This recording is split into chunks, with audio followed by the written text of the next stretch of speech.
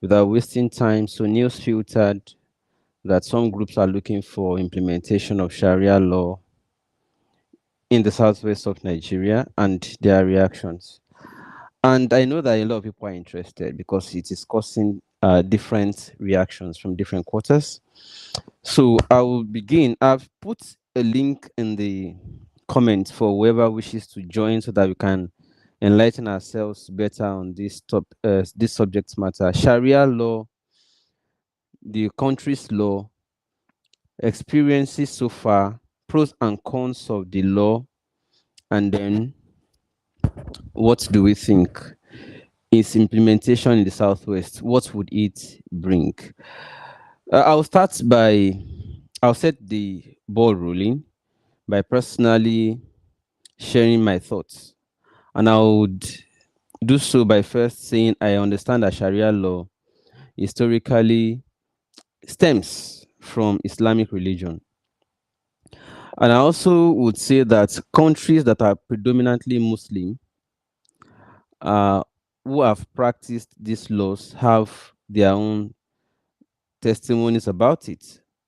I would also say that some countries that also imported these laws and tried to practice it have their own stories too to share. In entirety, it is not always the same.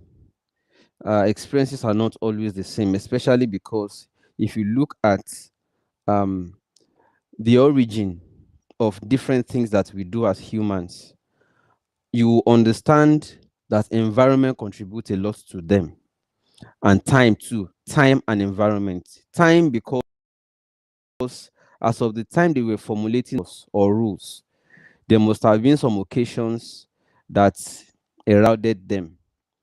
And over time, they also evolve, meaning that there are modifications from time to time when laws are made. So if you go, for instance, to countries where these laws are imported from, you will notice that over time there have been some kind of um, slight modifications to these rules from one time to another. So rules change because they evolve.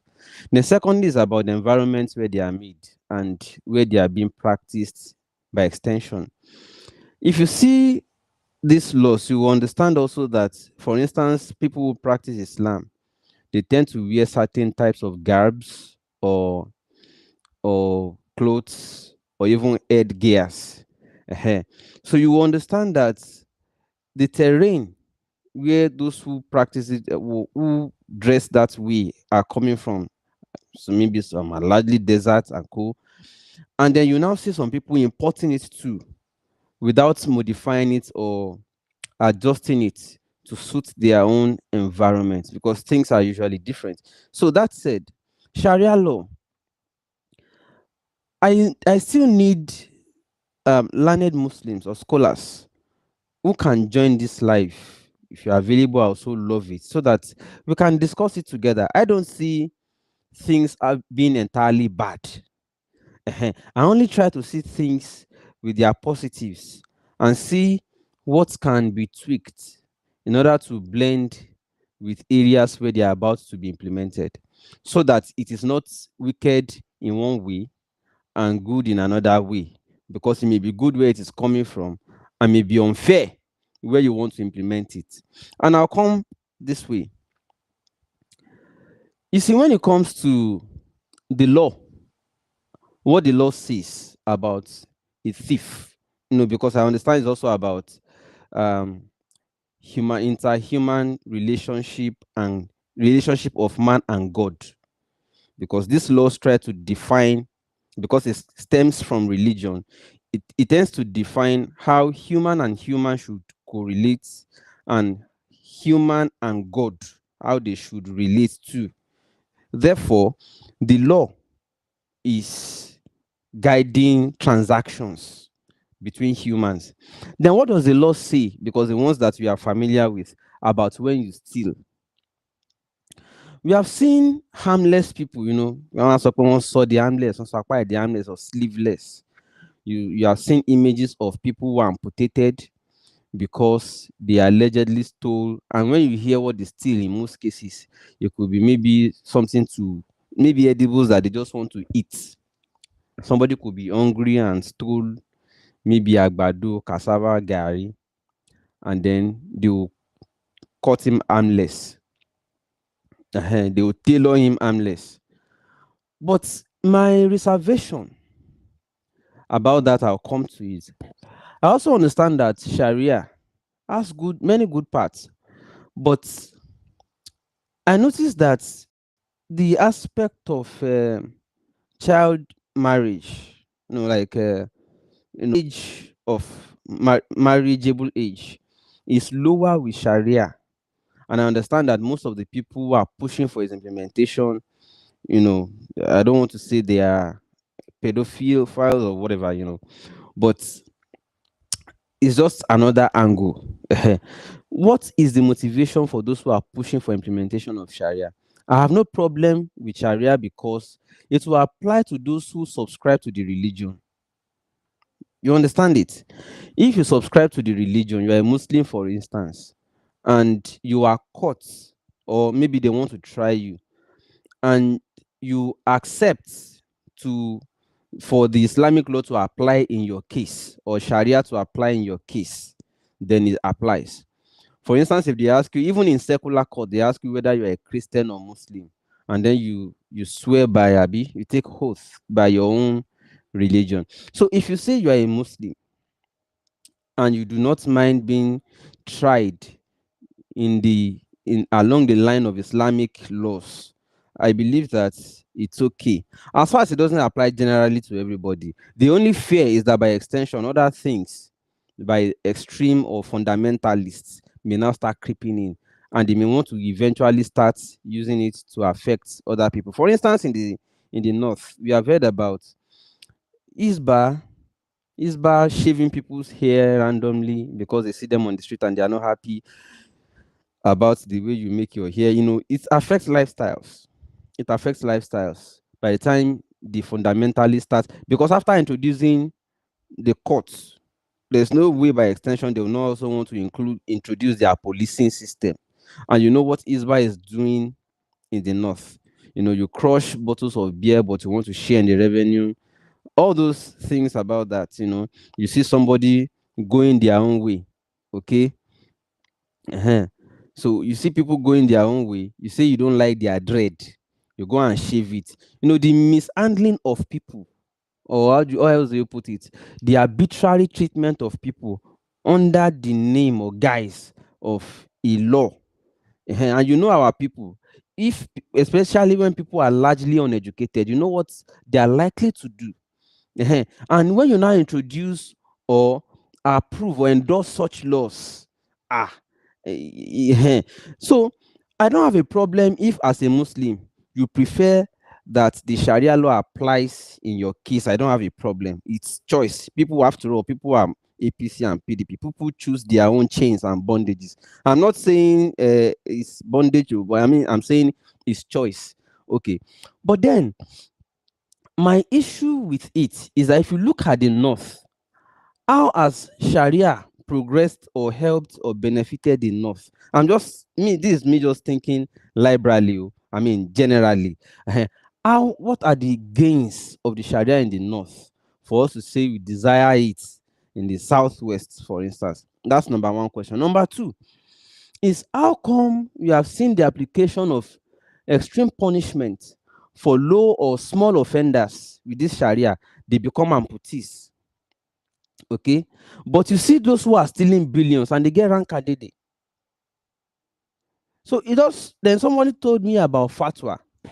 They say fatwa implies they are allowing that the grand caddies are allowed the discretion in some cases to, when in cases where the law is not specific. For instance, there are some offenses that were not envisaged or specified. They will now say, okay, what do we do? Grand caddies are given that liberty of discretion to decide, okay, in this case, what should we do to this person? And they'll say, okay, we can just do plea bargain. They call it leniency. They now use fatwa. If in most cases people who have stolen billions and rendered a lot of people almajiris. The fatwa applies usually that they are allowed to go with a pat on the wrist. But those who steal gari, cassava, duduewa are, are turned amputees. I do not think, therefore, there's nothing wrong with Sharia. I do not think, therefore, that the rule, if they say that that law is from God, I do not think that the laws of God should be put in the hands of man to implement, because it is also prone to sentiment, corruption, and biases, like the ones I have just cited, where somebody will steal Gary, they will turn him amputee, but somebody will steal billions, they will say they will use fatwa to give him a pat on the wrist. So, if it is the law of God, except you don't believe in our journal in the hereafter, that the person will face their punishment afterwards, then why are you punishing them here on earth? I mean, that law, I feel they should look at it again. Or maybe just decide, after all, that if God punishes people for their offenses, why should the law of God be put in the hands of man to implement again? That means there's something we are not telling ourselves. The law of God, you put it in the hands of man to implement, then you have rubbished it as being truly from God.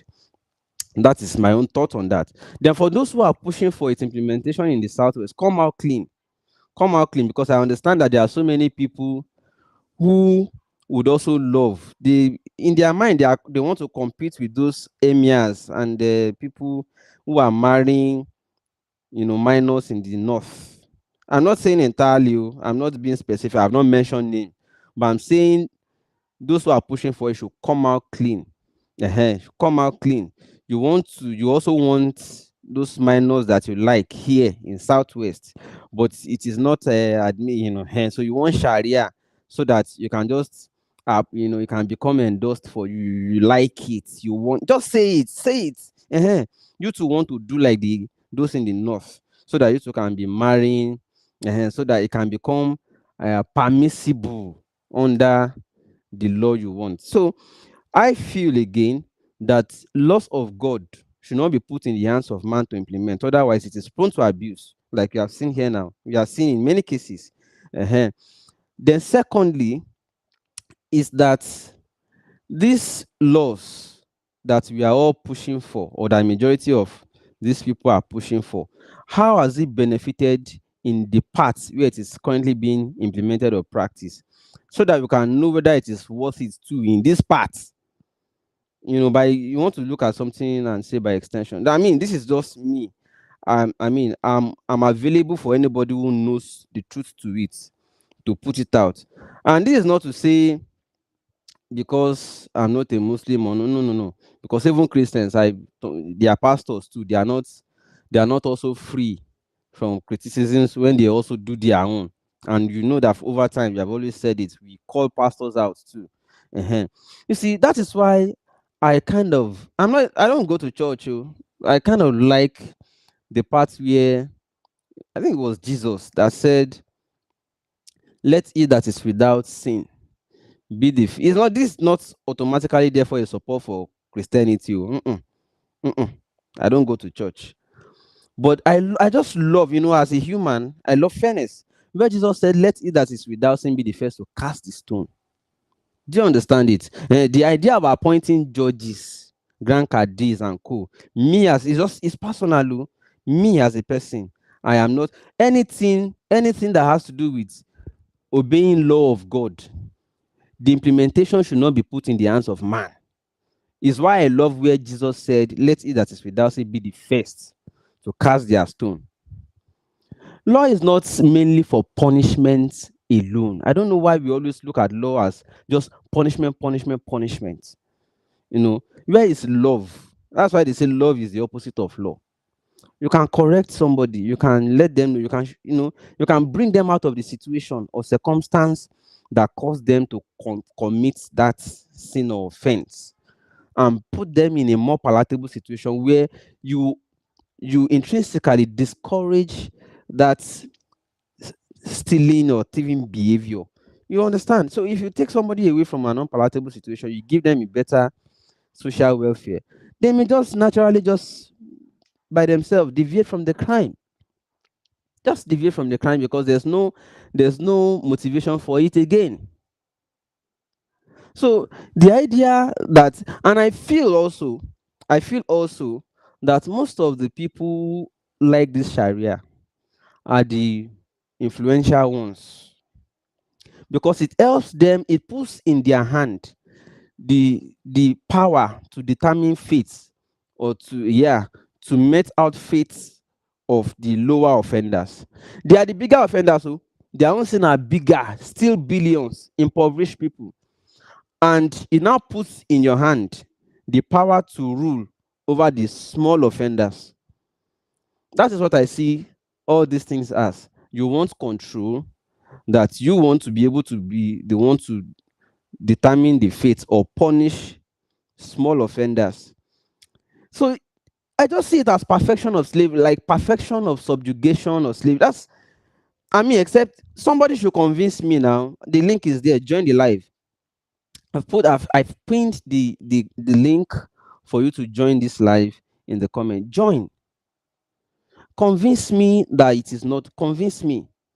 Because at the end of the day, most of these laws are made from the whims and caprices of people who want to perfect subjugation and enslavement of others. It just looks like that to me.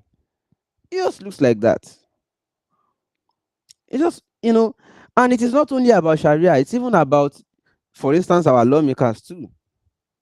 In the secular law ground, we see the same thing too. So I just see it as subjugation, perfection of, this enslavement and co. You want to be able to approve all the offenses you commit under your fatwa, or what is it called? And determine the fates, or decide the fate of low offenders. So everybody calling for their own laws. Everybody calling for their own way of, they want to have their own unique way of doing. And they want to control the fate of others. They want to decide the fate of low offenders.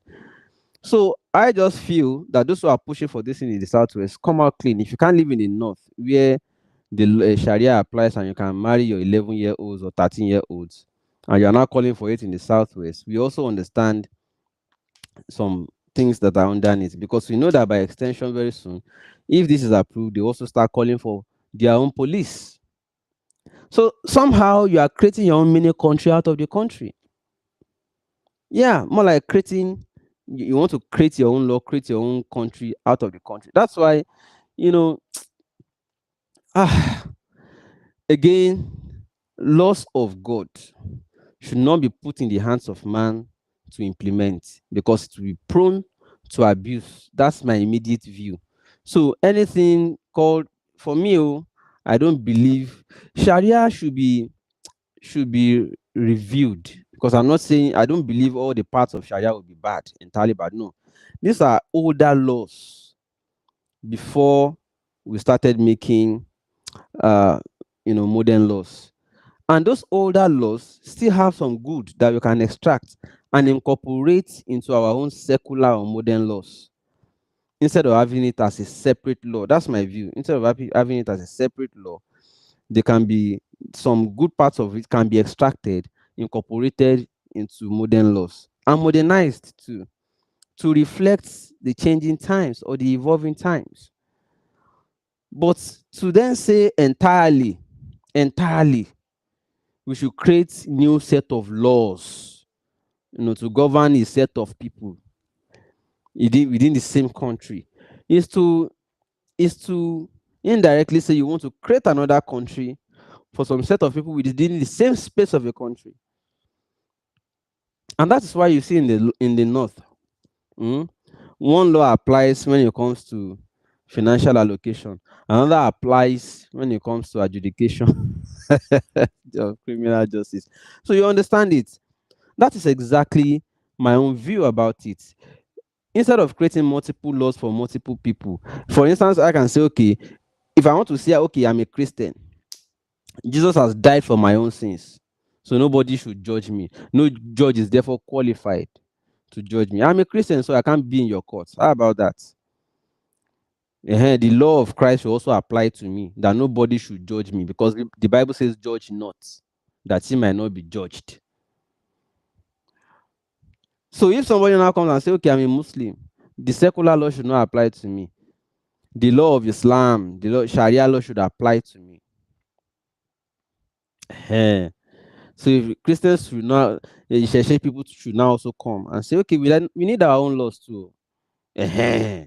So that when we do something, the certain specific laws must apply, other laws must not apply. Because I have worn the toga of a religion and I'm covered by that toga. Not fair. Not fair. So for me, please, I want to hear other people's views. So I'm just looking at it this way, that we are simply trying to create another set of rules or another country within a country.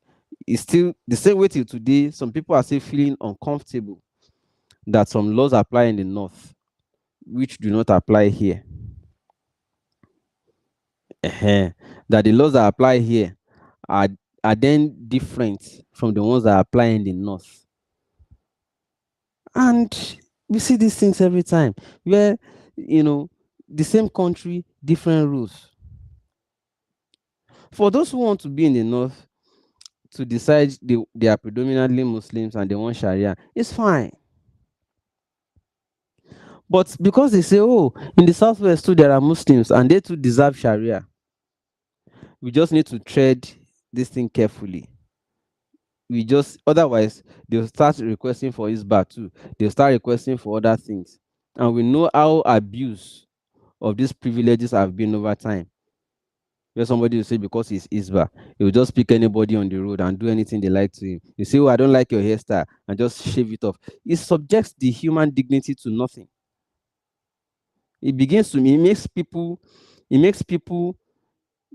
people to start losing their human dignity simply because people are subjecting themselves to religious rules. And of course, it's a choice. It's a choice. That's why I'm not a religious person. The reason I'm not even a religious person is because I know that religious people are not necessarily godly at the end of the day. All these people pushing for Sharia is not because they love God, Sha. It's not because they love God. It's because it benefits them in a way and subjugates others for them. That's the way I feel. It's not because they love God. Religious people don't love God. Yeah, they have personal reasons. That's why it's dangerous. It's dangerous to let children be uh, Muslim or Christian from childhood. For me, it's very dangerous because they don't know anything yet. You just dump them in the religion. You dump the brainwash on them. They grow up with it. When they grow up defending it because that's all they grow up inside. They are not given the privilege or opportunity to take a step backward, and critique and decide whether they want it or not. You know, whatever you grow up in is almost difficult for you. Kékeré lọ ìmàlé tí ń kọ́ ọmọ ẹ̀. So it's difficult to come out of. You grow up defending it. You just grow up defending it. If I'm a Christian, for instance, the tendency for me to discriminate against a Muslim is there. If I'm a Muslim, the tendency for me to discriminate myself against a Christian is there. Discrimination is the opposite of love. You understand? So discrimination is the opposite of love, and there's no way you discriminate and still love, because it will impair the love. And when you discriminate, you are not godly, because God is love. God is not discrimination. And religion teaches discrimination. Oh, the Amos 3:3 can two work together who do not agree. Do not be unequally yoked with unbelievers. You are teaching people discrimination already. And then you also listen to Muslims too. They want Sharia, they want to be separated. And the more we separate ourselves, the more we lose humanity. We faint the line, we blur humanity. And we restrict ourselves to cocoons under guise of religion, tribe, and there are just too many divisions already, and we are adding religion. In fact, it even beats me that as we even progress in the century, like 21st century, we are reclining to mid history. I don't know. I don't know. We are progressing in century, but we are reclining to mid-history era under guise of religion. I see no, so that's why I don't want to be religious. I want to be fair to all humans alike. And religion teaches discrimination. Religion teaches discrimination. That's why I don't want to be religion. It's difficult for religious people to be godly. They are only brainwashed, or they are only deceived to believe that when they do all those their ritual, oh, I'm praying, I'm doing it, you are being godly. No. If your behavior to a fellow human, regardless of their race, tribe, religion, culture, whatever, if your behavior to a fellow human is unfair or is guided by certain biases called from your religion, then you are not godly. So you can be religious and not godly. So you are only being that's why I don't want to be religious. I don't want any religion to define for me how to relate with fellow human. I don't want any religion to define for me how to relate with religion. Relationship with God should be personal. Relationship with God should be personal. How I relate with God should be up to me. How you relate with God should be up to you. Teaching people a particular way only, teaching it restricts them, it limits them. It limits people. Religion limits people. It also limits people's knowledge about God. Yes, religion limits people's knowledge about God. You only know God to the extent that your religion tells you. In fact, you know the universe only to the extent that you are exposed to it. And how much of the universe does religion generally? How much of the universe does religion expose us to? In fact, look at it. There's even universe, there's even multiverse, there's omniverse already. Yeah, universe, multiverse, omniverse. Your religion only limits you to the extent that they have written in that book since the mid-history. But you don't know that God is more than what your religion has limited you. That's why I'm not a religious person. So that the farther I can know, the farther I can go, is not limited by any religion whatsoever. So I'm not saying don't be religious. So no, I'm only saying I would prefer to be godly than to be religious. I don't want any religion to define God for me. Let me explore the universe. Let me explore the world. Let me explore the elemental. Let me explore everything, the cosmos, and understand nature better than religion tells me, oh, God is from the sky or the moon or anything. No, no, no, no. No, I don't want to be limited by what the religion say God is. I want to know God in the universal sense. So that's what I'm not. But I'm not against those that are religious. So maintain your religion is very fine. It's very good. But point again is, let those who are pushing for Sharia in the Southwest, let them come out plain. Why?